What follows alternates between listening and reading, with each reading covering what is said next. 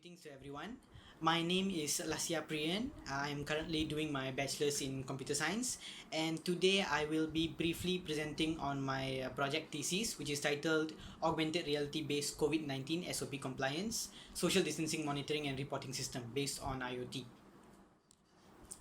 So firstly, for the introduction, this is the project background.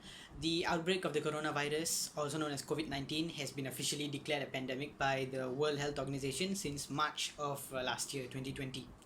So this disease has brought a global crisis with its fatal spread to more than 180 countries and about 175 million and counting confirmed cases, along with 3.78 million deaths globally as of April of 2020. Now, with the evolution of current smartphone technology and smartphone devices that come out today, they come equipped with various types of sensors and high quality camera modules. This application is going to help notify the smartphone users when they are standing within close proximity to each other. So there are three main objectives to this project. The first one is to notify users who are standing too close with each other with an alarm sound, vibration, or any kind of visual aid on their device's screen, such as a notification sign. So this is achieved by using the Bluetooth API and OpenTrace system development kit, which leverages Bluetooth for contact tracing. The second objective is to enforce social distancing in busy environments and generally crowded places in the public. The third objective of this project is to provide a feasible and efficient method of automated visual social distancing. So the Unity Vuforia Augmented Reality System Development Kit can be used to monitor the personal premises of a user towards other individuals. This means that if they are too close to the augmented marker that they have virtually placed using the app, they will be reported with a message and their distance, saying that they are too close to another person. Going into the literature review, there have been various research work that has been done in the field of IT regarding the subject matter of pandemic control and social distancing measures since the widespread outbreak of COVID-19. One of the more notable projects is a social distancing monitoring approach that uses this framework known as YOLO version 2. So this framework is a real-time object detection framework which was proposed to detect and track pedestrians, followed by calculating a violation index for non-social distancing behaviors. Okay, the researchers of this project implemented different variants of this architecture and noted the performance of such architecture in object detection from an external video source where the inference was carried on an embedded system. Moreover, there is also another project which was implemented using artificial intelligence with the help of real-time CCTV camera systems. So this system used pre-trained deep convolutional neural networks to detect individuals with bounding boxes in a given monocular camera frame. So how it works is, if the social barrier was below the limit, the system would send a silent alarm to the administrator or the moderator of the system to prevent overcrowding. Next, for the methodology of this project was developed based on the agile methodology, and the unified process model was used in the development of this project, which are the 5 phases. The first one being the inception phase. So for the first module of this app, which is the Bluetooth signal detection, the Android's own native Bluetooth API was used. So this API enables applications to scan the premises for other Bluetooth devices in the area, including Bluetooth low energy devices. It can query the local Bluetooth adapter for paired Bluetooth devices. It can connect to specified sockets on other devices, provided that the other devices have permission to do so. It can transfer data packets to and from the other devices, and finally it can allow apps to communicate with the Bluetooth devices, such as proximity sensors, heart rate monitors, fitness devices like Fitbits, and smartwatches and things like that. Followed by that, the second module of this app will be the visual distancing module powered by augmented reality.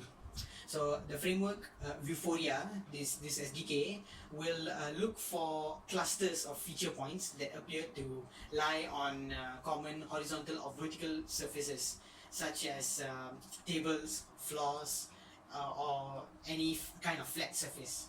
What this means is it can enable the app to create depth maps, which are images that contain data about the distance between surfaces from given points using the main camera sensors of a device.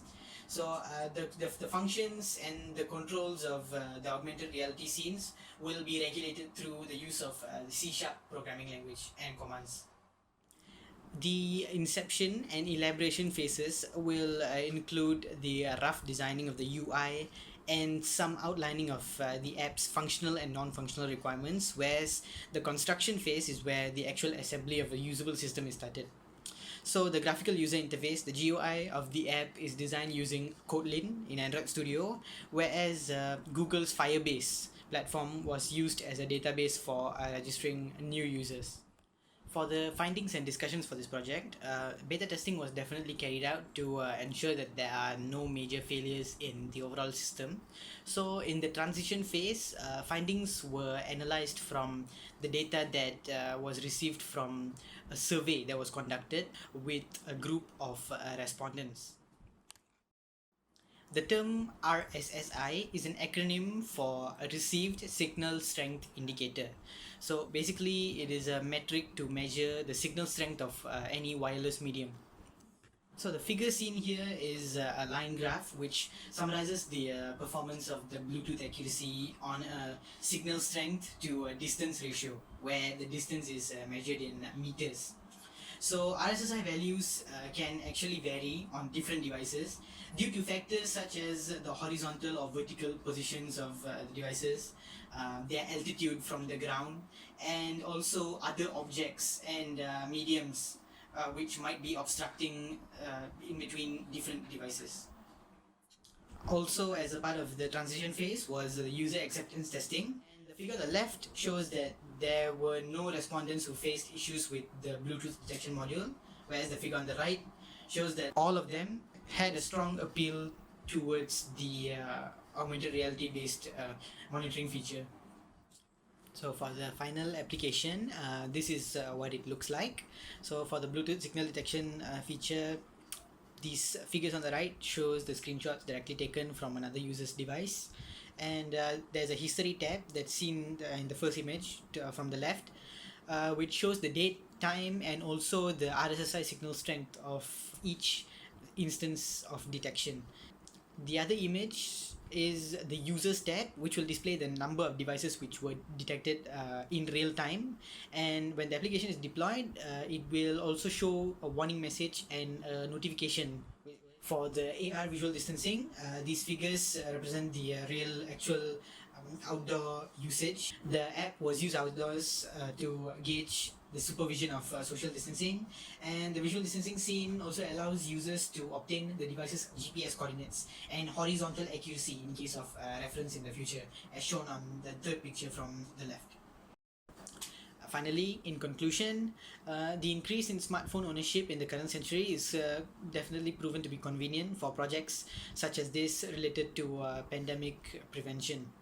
Okay, although it might be not as severe right now, we still need to be prepared by cultivating more 21st century solutions for problems such as this, and this is just one example. And this project, from the findings, I can conclude that it has helped add another option of methods created from the field of IT to help propel the flattening of the curve and help neutralize the number of COVID-19 cases right now. Other than that, if we talk about future work related to this project that can be done to improve the system, real-time object detection and segmentation is one of the areas that could be explored in the future, as this is important to automate the requirements of social distancing detection. With this, I would like to conclude my presentation. That is all from me for now. Thank you for your time.